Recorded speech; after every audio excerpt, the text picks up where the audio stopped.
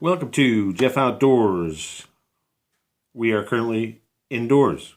We're back in the old supply room, and it's Friday night, and we got a lot to talk. We have a lot to talk about.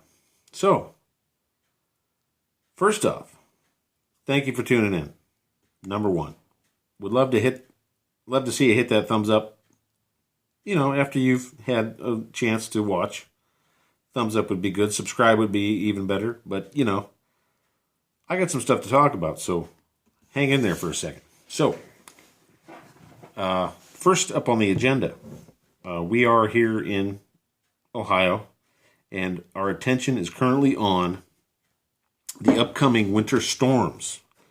As of tonight, they're talking about like a couple back-to-back, storms, where we already have 9 inches of snow on the ground. They're talking about a foot starting next Monday and into Tuesday coming through here, and then a storm right behind that of the same magnanimity.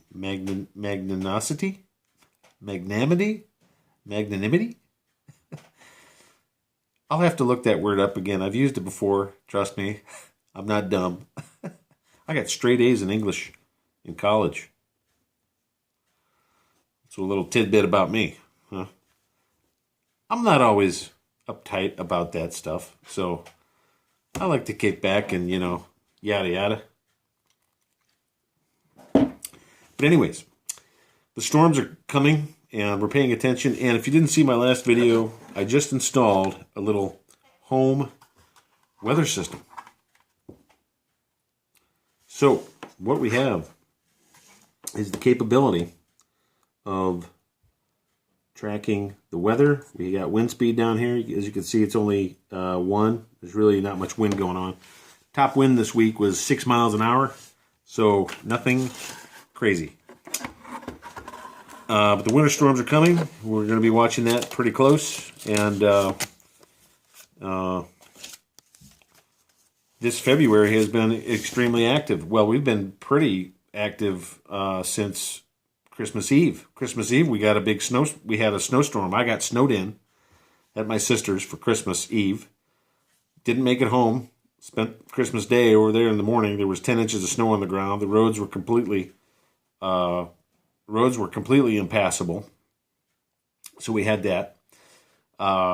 Continuing on, we've had some regular cold and snow through most of late January, starting late January all the way up into today, which is the 12th of February.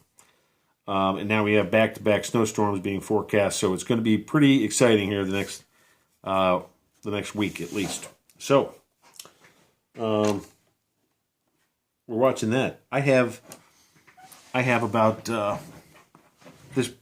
It warmed up to about 32 degrees today, so some of the snow on the sugar shack outside melted off, and it's melting a little bit slow, but it is melting. So, as a temporary structure, the sugar shack isn't specifically designed to have 2 feet of snow sitting on top of it. So my thought is to watch the snow, and if I have to get out there and get some of the snow off the roof, I'll just go ahead and do that. But it'll be interesting to see what we get. We're having a winter lately here that reminds me of the winters we had when I was a kid, which, back in the 80s, we always had a foot of snow on the ground.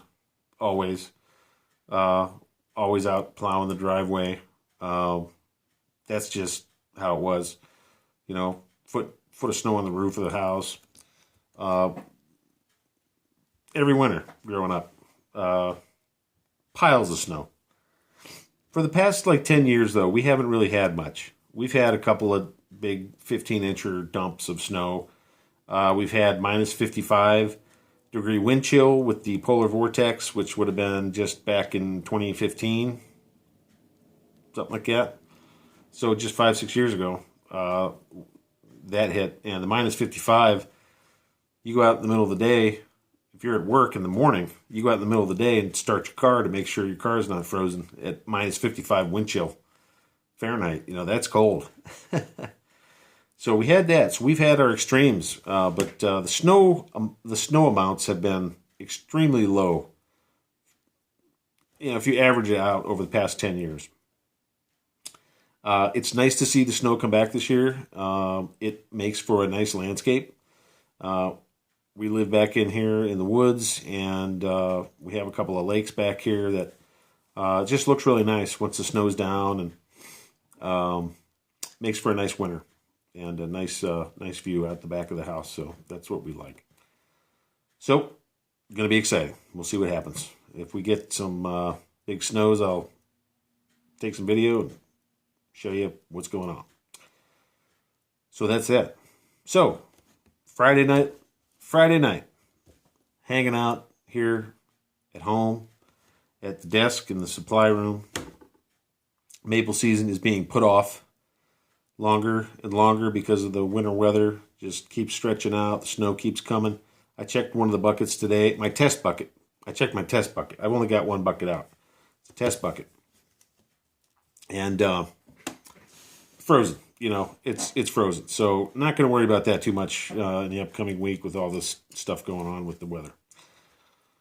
So in the meantime, just kind of hunkering down, making sure I still have, double checking things that I have enough of the supplies I need for a good maple season. And I did buy another capacity tank today for sap storage. This is a 7-gallon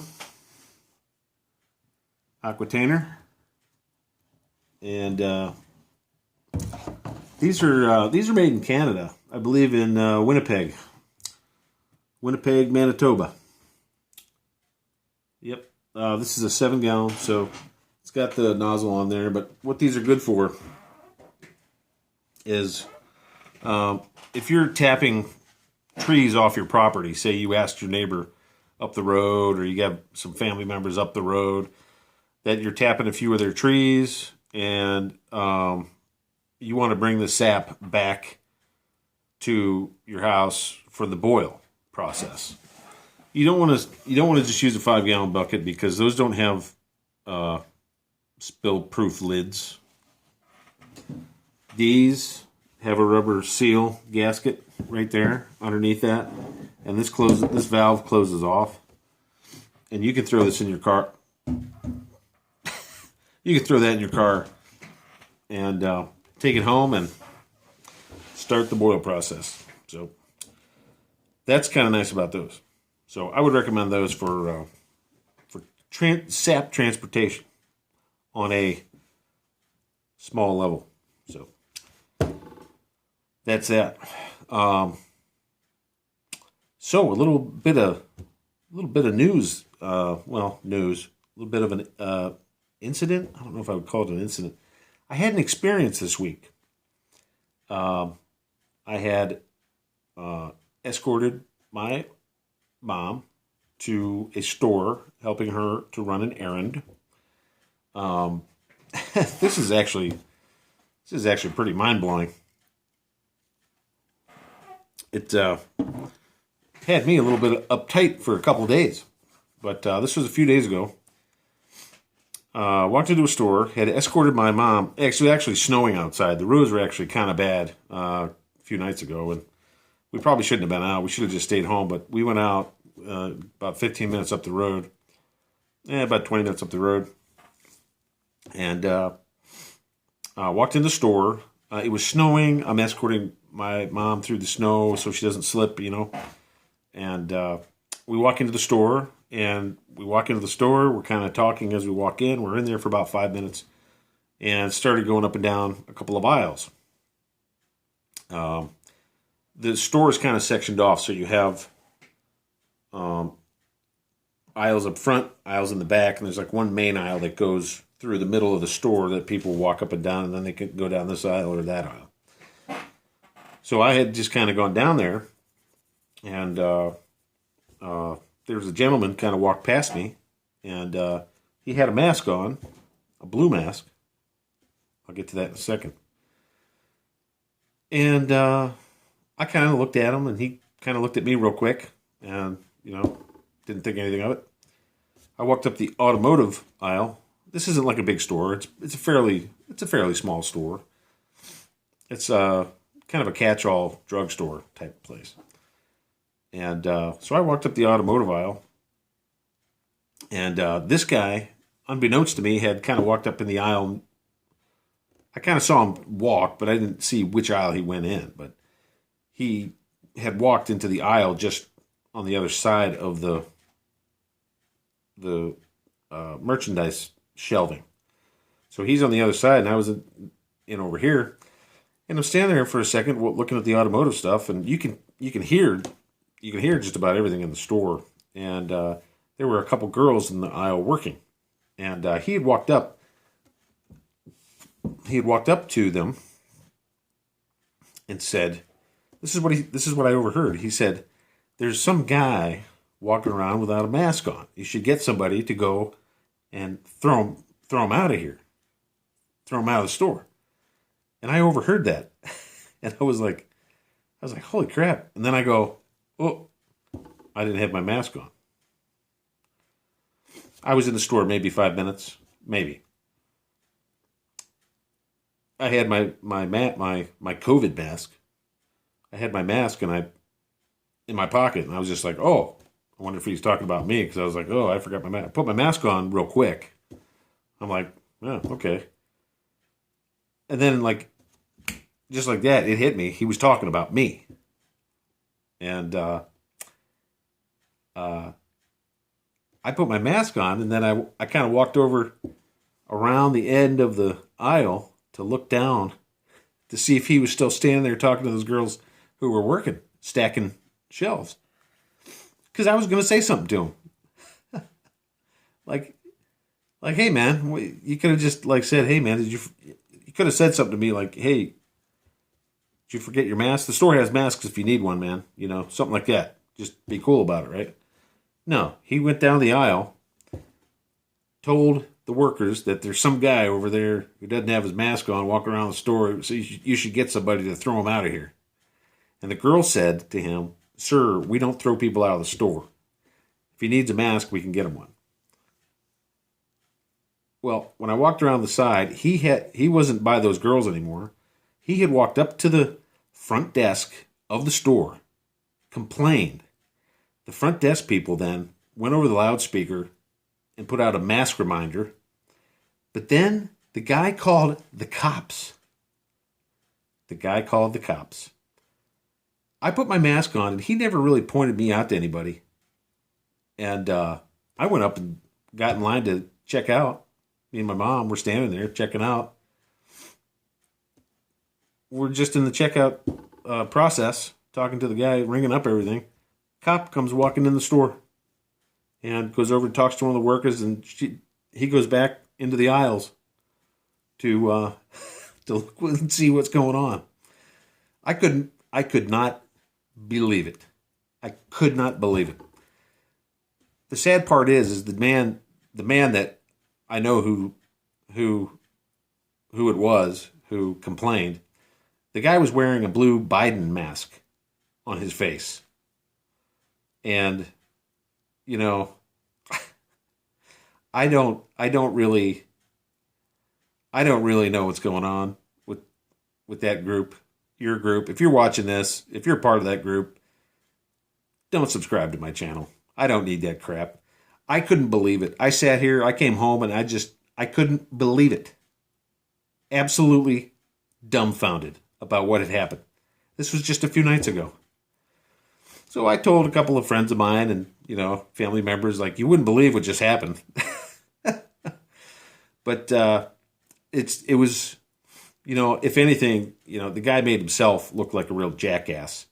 Because he didn't point anybody out to anybody. He didn't show, hey, that guy over there in the blue hat or green hat, whatever I was wearing. He never did that. He just complained, and nobody saw anything. No, I must have walked past 10 other people in the store that didn't say anything, didn't look at me, nothing. Nobody even cared. Nobody even, you know, nobody said anything. But that one guy with the Biden mask on, he's the guy that complained and called the cops because I forgot to put my mask on in the store when I was in there for 4 or 5 minutes. You know, give me a freaking break. But I thought I would share that with you. And, you know, hey, like I said, I have no animosity towards frickin' anybody. But if that's the kind of crap that bunch is going to be, you know,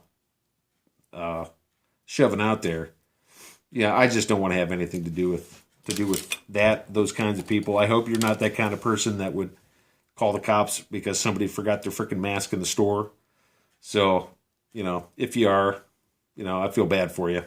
And, you know, people got to stop taking crap so serious. Get a life, But thought I would share that. That was one of this week's doings and events and experiences. So we're going to keep watching the weather for the snowstorms. Should be pretty exciting. We are stocked up here for just about everything food wise. We're looking pretty good.